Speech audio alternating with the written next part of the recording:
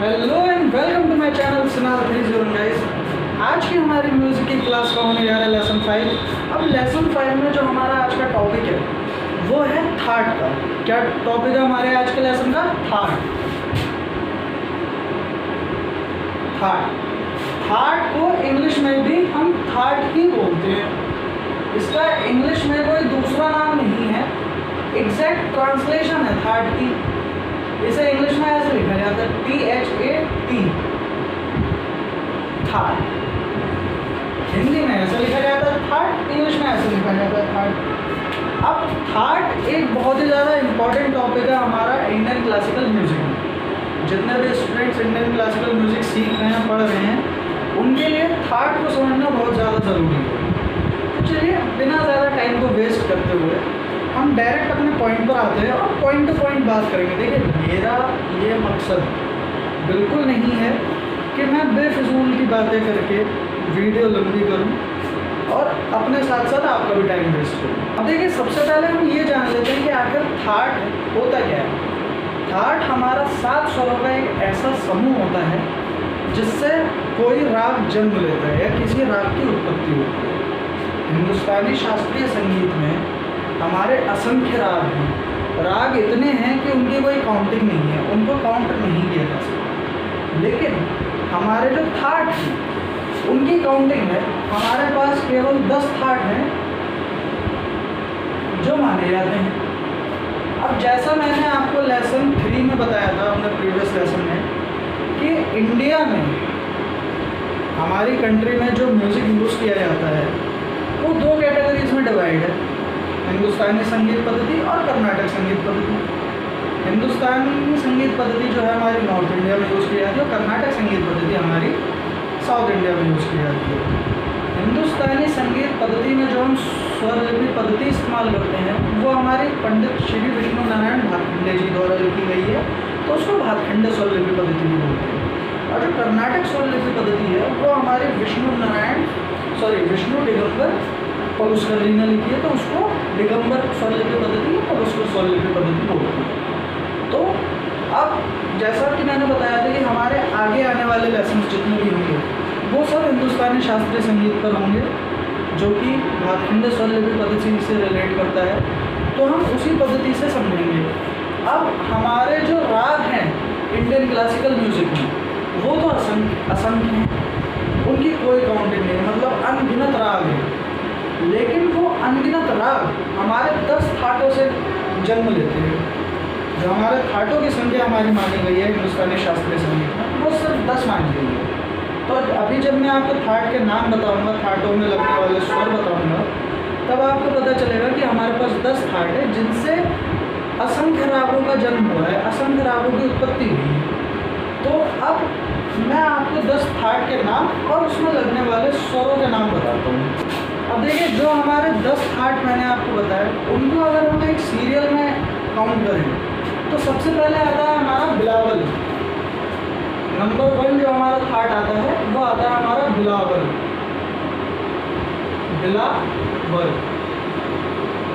दूसरे नंबर पे आता है हमारा यमन। यमन को पहले कल्याण भी बोला जाता था, पर अब इसको यमन ही बोला जाता है।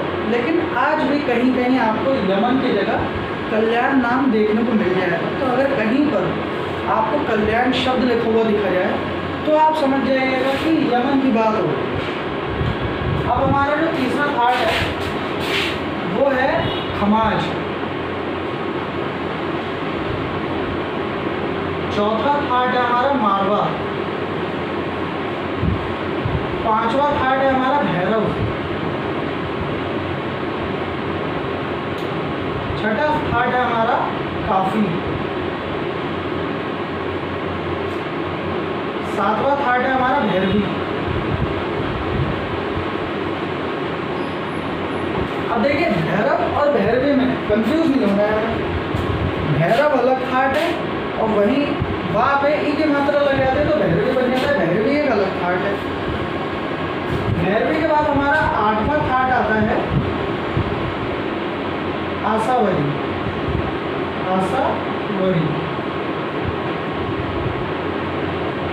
9 9वें नंबर पे आता है हमारा पूर्वी,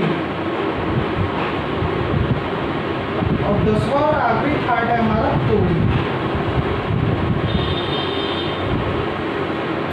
तो ये हमारे 10 थाट हैं, ये हमारे 10 थाट के नाम हैं जो कि हमारे हिंदुस्तानी संगीत पद्धति में प्रयोग किए जाते हैं, या भातखंडे स्वरलिपि पद्धति में हम इन्हीं 10 थाटों को मान्यता देते हैं।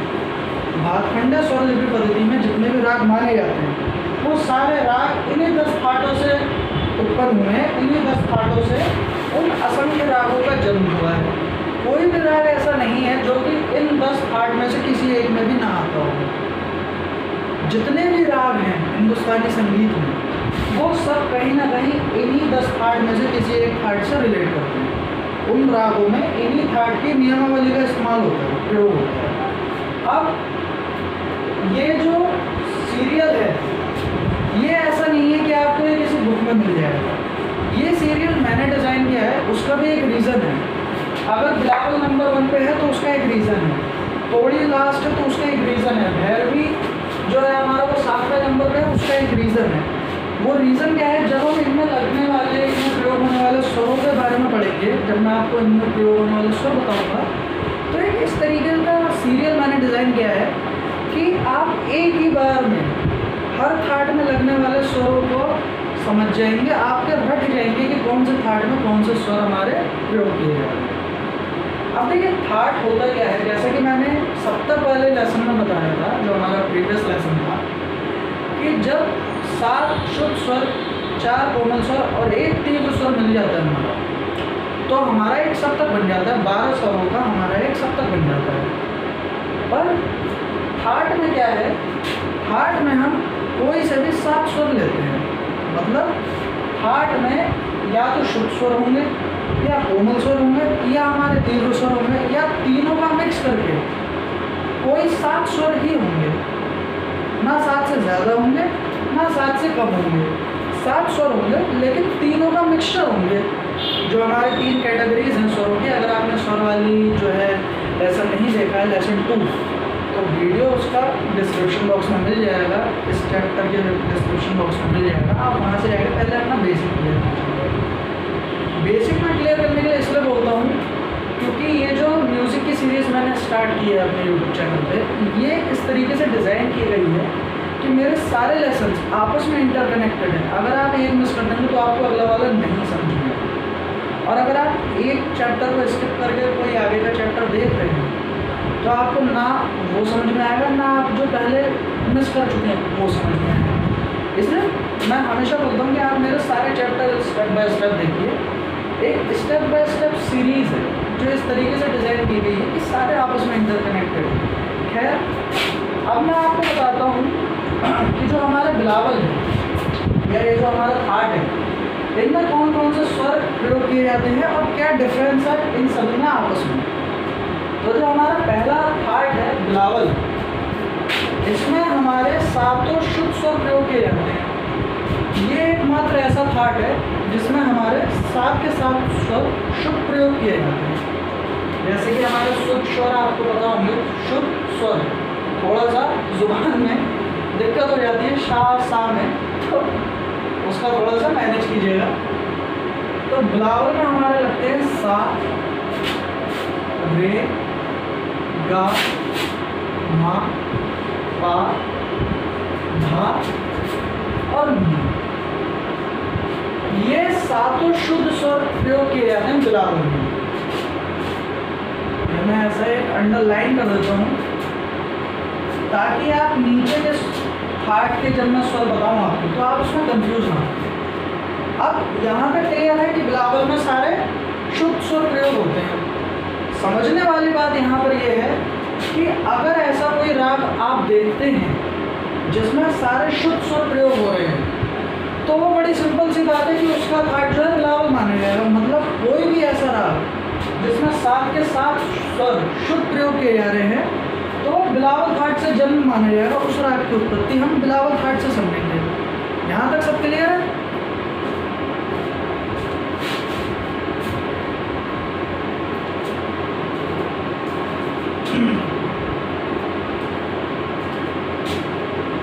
अब यमन की बात कर लेते हैं। ये जो हमारा यमन थाट है, इसमें कौन से स्वर इस्तेमाल होते हैं?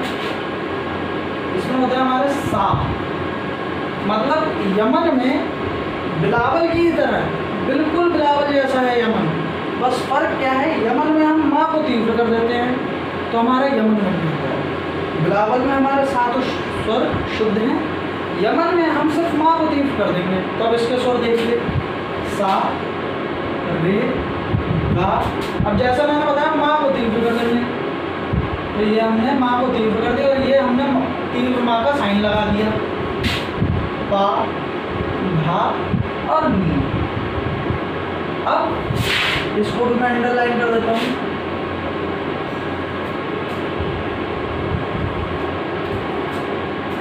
अब ये देखिए कि यहाँ पे बिलावल के, बिल्कुल बिलावल के समान है यमन, बस माँ को हम तीव्र कर देते हैं तो थाट यमन बन जाता है। यहाँ तक क्लियर है? अब आप ये सोच रहे होंगे कि ये लाइन लगाने से तीव्र कैसे हो गया, तो ये जो है ये खड़ी पाई कहलाती है, ये सिंबल है तीव्र स्वर का, आगे कोमल स्वर का भी सिंबल है। तो अगर आपने अभी तक लेसन 3 नहीं देखा है जिसमें स्वर लिपि पद्धति पढ़ाई है मैंने, तो आप पहले जाकर लेसन 3 देखिए, उससे आपको सारे सिंबल्स समझ में आ जाएंगे, आपके सारे डाउट क्लियर हो जाएंगे। तब आपको ये चैप्टर आगे के जितने भी आने वाले चैप्टर हैं उनको समझने में आसानी रहेगी। क्लास अब बात कर लेते हैं खमाज की। अब खमाज में क्या होता है कि खमाज भी बिल्कुल बिलावल की तरीके से है, बिल्कुल बिलावल जैसा है, बस फर्क क्या है कि हम खमाज में नी को कोमल कर देते हैं। देखिए खमाज के स्वर हैं सा, रे, गा, मा, पा, धा और नी। अब जैसा मैंने बताया कि नी को हमने कोमल कर देते हैं खमाज में, तो कोमल स्वर का चिन्ह होता है स्वर के नीचे एक बड़ी पाई, इसका नाम है बड़ी पाई। वो इसको डैश या अंडरलाइन नहीं बोलेगा, इसका नाम है खड़ी पाई, इसका नाम है बड़ी पाई। कोमल स्वर के लिए ये पहचान होती है। अब इसको भी मैं अंडरलाइन कर देता हूँ।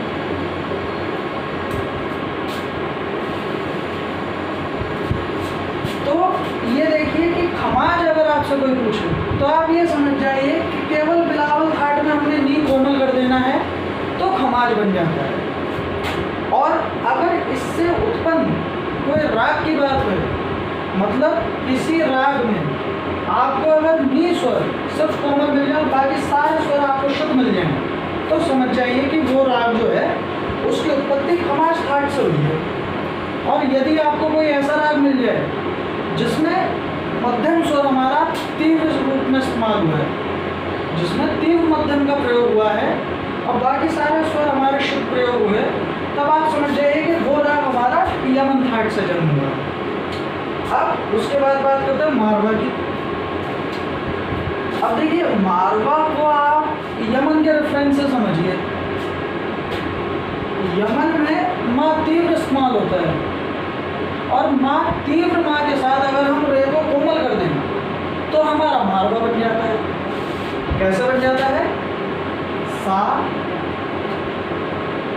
रे, गा, मा, पा, धा और नी। अब जैसा कि मैंने बताया कि मारवा के लिए आप यमन को रेफरेंस लीजिए। यमन में हमारा माँ तीव्र है तो इसका माँ तीव्र कर दीजिए। अब माँ तीव्र के साथ मारवा में रे हमारा कोमल हो जाता है, तो ये मारवा बन जाता है। ठीक है, अब इसके स्वर को भी मैं अंडरलाइन कर देता हूँ।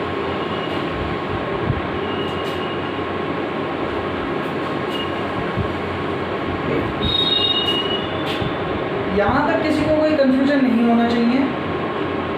बिलावल में हमारे सातों स्वर शुद्ध रूप में इस्तेमाल हो रहे हैं, यमन में बिल्कुल बिलावल जैसे इस्तेमाल हो रहे हैं, बस मध्यम हमारा तीव्र हो जाता है।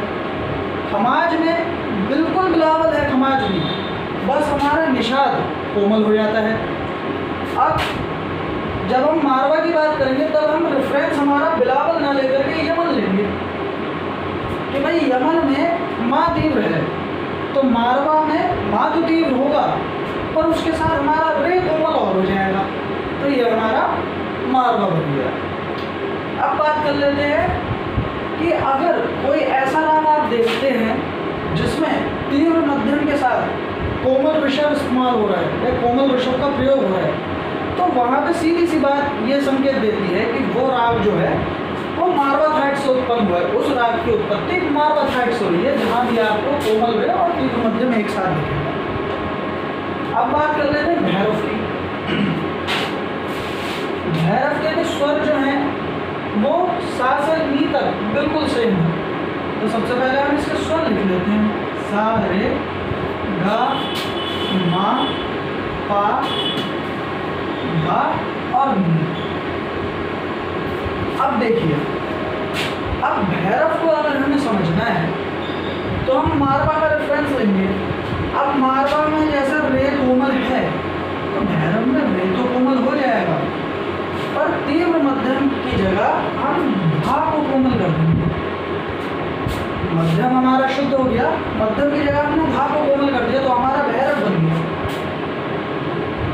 ये जो सीरियल मैंने इस तरीके से डिजाइन किया है, बुक्स में आपको मिलेंगे। आसावरी ऊपर मिलेगा, भैरव नीचे मिलेगा, तोड़े ऊपर मिलेगा, पूर्व नीचे मिलेगा, बिलावल नीचे मिलेगा। लेकिन ये जो सीरियल मैंने डिजाइन किया है कि बिलावल सबसे पहले है, यमन उसके बाद है, खमाज है, फिर मारवा है, फिर भैरव है, फिर काफी है, फिर भैरवी है, फिर आसावरी, फिर पूर्वी, फिर तोड़ी। उसका रीज़न ये है कि जब हम इसमें प्रयोग किए जाने वाले स्वरों को पढ़ेंगे तो उसको समझने में आसानी रहेगी। और ये एक ऐसी ट्रिक है कि आप एक ही बार पढ़ के ये समझ जाएंगे कि कौन सा थाट में कौन से स्वरों का प्रयोग किया जा रहा है, क्यों सारे आपस में इंटरकनेक्टेड हैं। अब जैसा मैंने बताया कि भैरव के स्वरों को समझने के लिए हमने मारवा का रेफरेंस लिया। मारवा में कोमल रे और तीव्र मध्यम है, तो कोमल रे तो एज इट इज आ गया, तीव्र मध्यम की जगह हमने धा को कोमल कर दिया, तो ये हमारा वो बन गया, क्या बन गया, भैरव।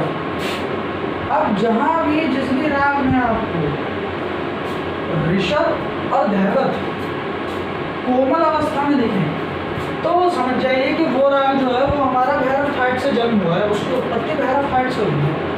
अब ये जो मैं आपको वर्ड्स बोल रहा हूँ, ऋषभ, धैवत, मध्यम, गंधार, निषाद, पंचम, ये इन स्वरों के नाम हैं।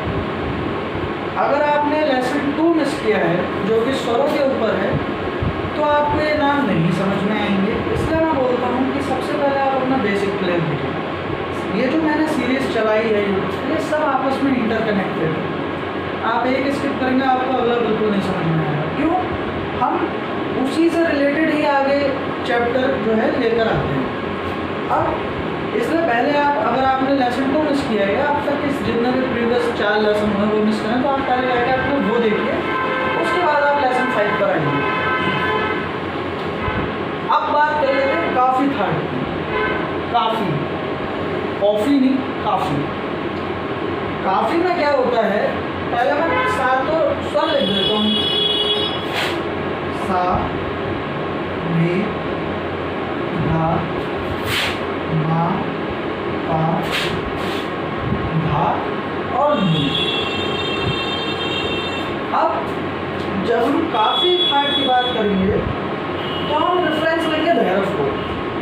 भैरव में हमारा रे और धा कोमल करे थे हमने, अब रे और धा के एक एक स्वर आगे, मतलब रे और धा से जो अगला स्वर है हम उसको कोमल कर देते।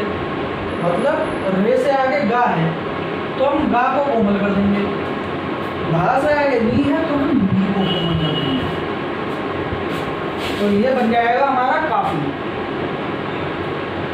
यदि हम भैरव से रेफरेंस लेके काफ़ी को समझेंगे तो भैरव में हमारे रे और धा कोमल रूप में प्रयोग हो रहे थे, तो काफ़ी में रे और धा तो शुद्ध हो गए, लेकिन उनके आई के आगे वाला स्वर रे की जगह गा कोमल हो गया और धा की जगह नी कोमल हो गया, तो ये हमारा बन जाता है काफ़ी। क्या बन जाता है, काफ़ी थाट बन जाता है। इसके स्वरों को भी मैं अंडरलाइन कर देता हूँ।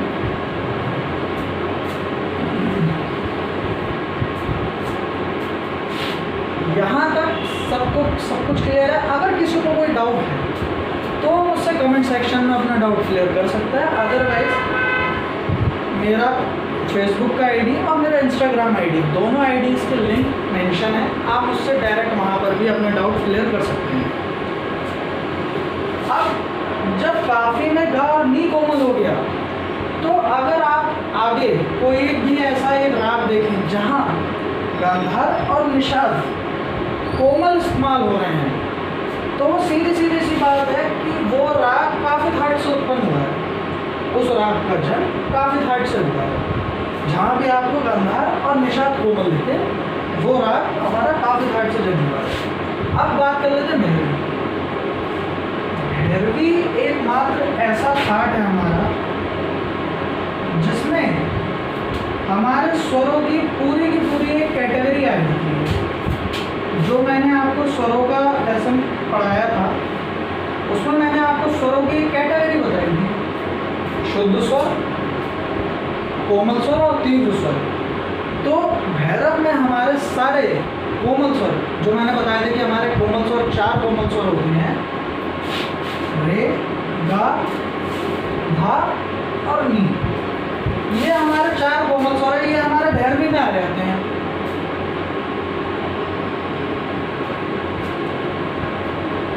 तो भैरवी को याद करना तो बहुत ही ईजी रह गया कि भाई भैरवी एकमात्र ऐसा थाट है जिसमें हमारे 4 के 4 कोमल स्वर प्रयोग किए जाते हैं, वो भैरवी बन जाता है। फिर जो भी आप राग आने वाले अपने चैप्टर्स में ऐसा देखेंगे, जब आप म्यूज़िक की पढ़ाई कर ही रहे हैं, आप आगे भी करेंगे, बहुत सारे राग हैं आप सीखेंगे सिखाएंगे। तो अगर आप कोई भी एक ऐसा राग देखते हैं जिसमें रे, गा, धा और नी, ये 4 स्वर कोमल प्रयोग किए जा रहे हैं, तो वो भैरवी थाट से उत्पन्न राग माना जाएगा। इसी तरीके से जब हम आसावरी थाट की बात करेंगे तो सबसे पहले मैं वो 7 स्वर लिखता हूँ।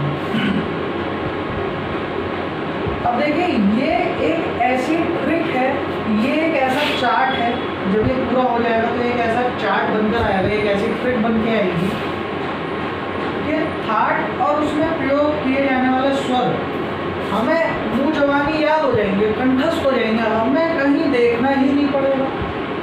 बस हमें क्या करना है, हमें सीरियल याद रखना है और थोड़ा थोड़ा सा पैटर्न याद रखना है बस।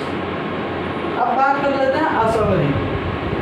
अब देखिए आसावरी भी बिल्कुल अगर देखा जाए तो भैरवी के समान है, बस भैरवी में रे, गा, धानी कोमल प्रयोग होते हैं, इसमें रे शुद्ध होता है, बाकी गा, धा और नी ये 3 स्वर हमारे कोमल प्रयोग होते हैं। तो ये हमारा बन जाता है आसावरी।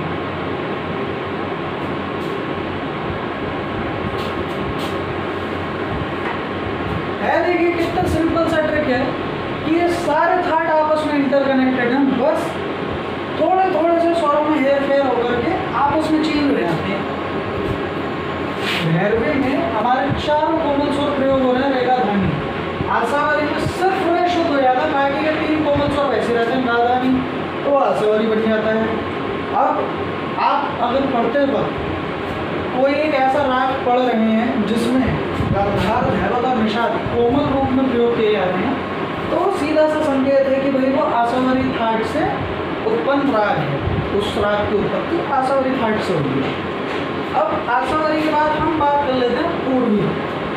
तो पहले मैं 7 स्वर लिख देता हूँ, सा, रे, गा, मा, पा, धा और नी। अब जब हम पूर्वी की बात करेंगे तब यहाँ पर हम रेफरेंस भैरवी को लेंगे। किसको लेंगे? अब हम रेफरेंस भैरवी को लेंगे। भाई भैरवी में 4 कोमल स्वर हैं, लेकिन आसावरी में हम क्या हो सॉरी पूर्वी में हम क्या करेंगे कि हम 2 कोमल स्वर हटा देंगे और केवल 2 ही कोमल स्वर रहेंगे, और उन कोमल स्वर के साथ हमारा एक तीव्र स्वर आ जाएगा, तब हमारा पूर्वी बन जाएगा। या अगर आप भैरवी को रेफरेंस नहीं लेते हैं तो आप पूर्वी के लिए रेफरेंस ले सकते हैं मारवा को। मारवा एक बेटर रेफरेंस है भैरवी के कंपैरिजन में। आप पूर्वी को समझने के लिए सीधा मारवा देखिए, मारवा में रे कोमल है, मा तीव्र है, तो हम पहले तो पूर्वी में रे को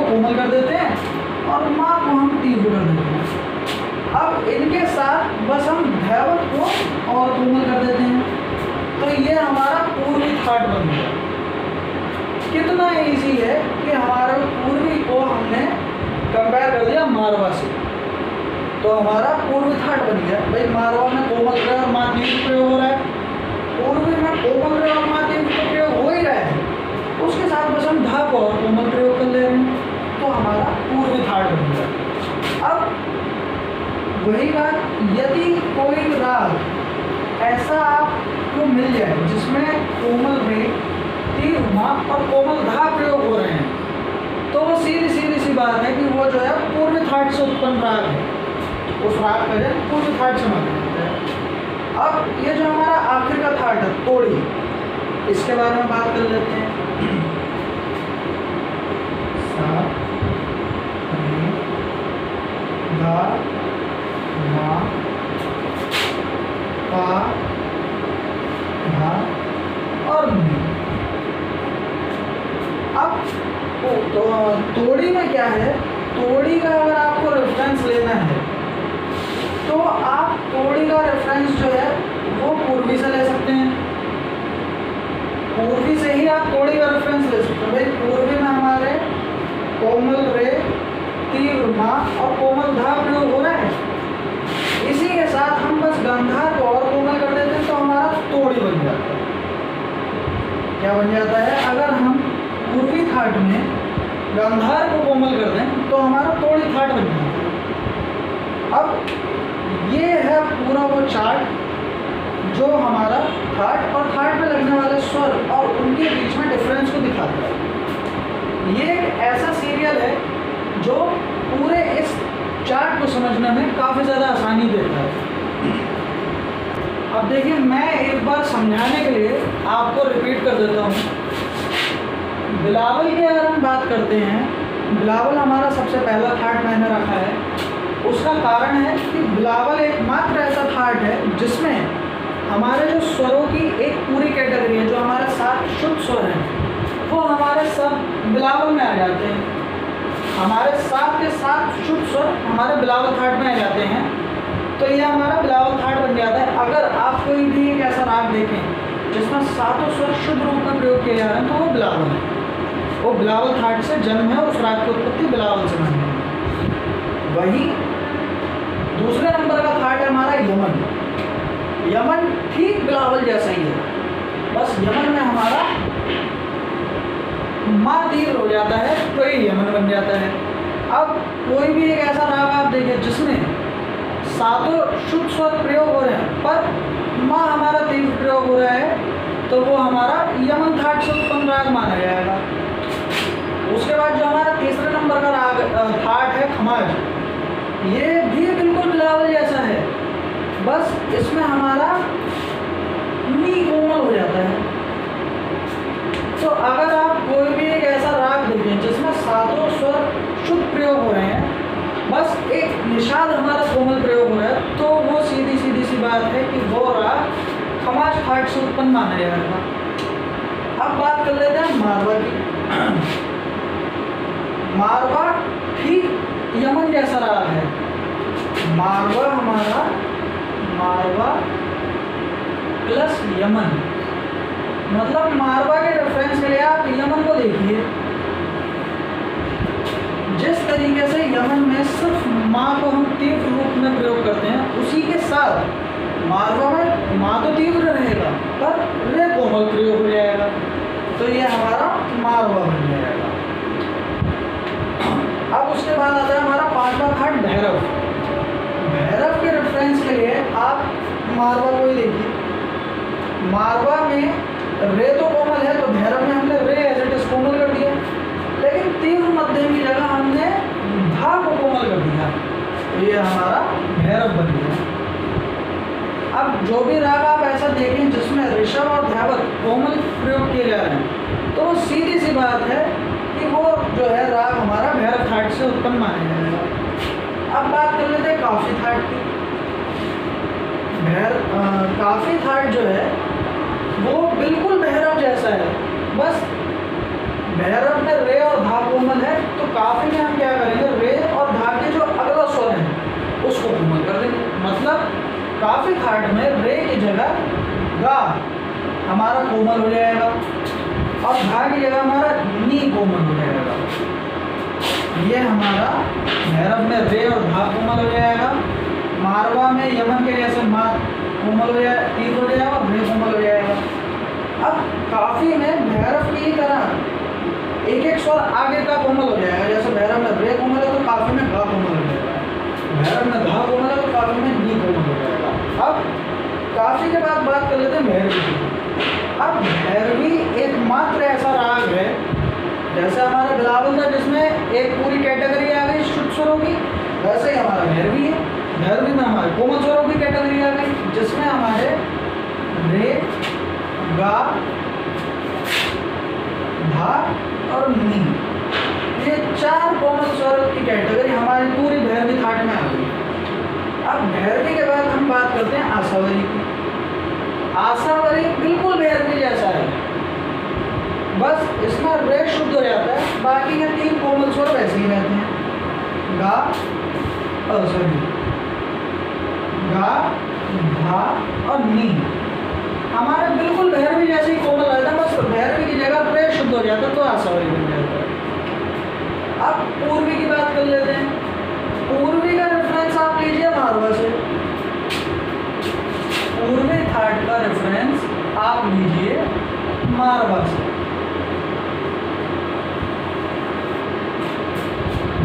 जिस तरीके से मारवा में कोमल रे और तीव्र मध्यम प्रयोग हो रहा है, उसी तरीके से पूर्वी में भी कोमल रे के साथ तीव्र मध्यम का प्रयोग होता है और साथ में हमारा भैवद भी कोमल प्रयोग होता है, तो हमारा पूर्वी बन जाता है।